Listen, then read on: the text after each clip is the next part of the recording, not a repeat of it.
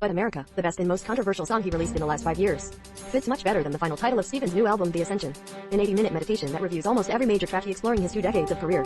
Love, death, faith, desire, place, earth, apocalypse, resurrection. Last July, a few months after the Covida-19 pandemic, Stevens published a 12-minute song entitled America. In fact, he wrote it in 2014 while working on his previous solo album, The Furious Harry and Lowell, but its size and suspicious tone threatened to dominate the sharp and delicate proximity of this album. In this interview with The Atlantic, Cornhaber asked Stevens if America, the song that Stevens sings, I am ashamed to admit that I no longer believe in it, is the story of Stevens' separation from God. Not at all. It's what Stevens insists on my crisis of faith in who I am as an American and my relationship with our culture, which is very sick right now. It's about the ease with which some listeners hear the divine in his sermon. Sufjan Stevens gave America 2 meticulous conceptual albums, Michigan, his tribute to his home state of 2003, and his epic album of 2005 in Illinois, which, according to Metacritics, became the best album of the year. In 2012, Sufjan Stevens published the cover of Star Spangled Flag, away from the impressive pyrotechnics, vampire performances and vocals that preceded the ritual of American sporting events.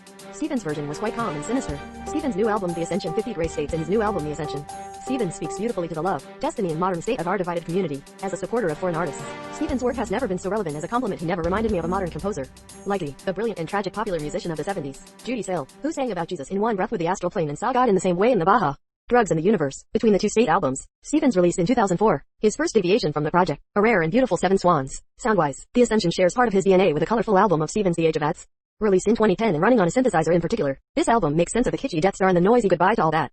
In the Bush era, when American faith and patriotism were often portrayed as doctrines with or against us, Stevens' serious religious beliefs were treated as a new curiosity, even as an alarming devotion to their Indian references. Regardless of whether he professes to be sacred or desecrated, Stevens often feels protected by a weak and still stumbling flame, feelings that are so often extinguished by the brutal roar of American culture. Many still find it difficult to shake the image that Stevens gave at the beginning of his career.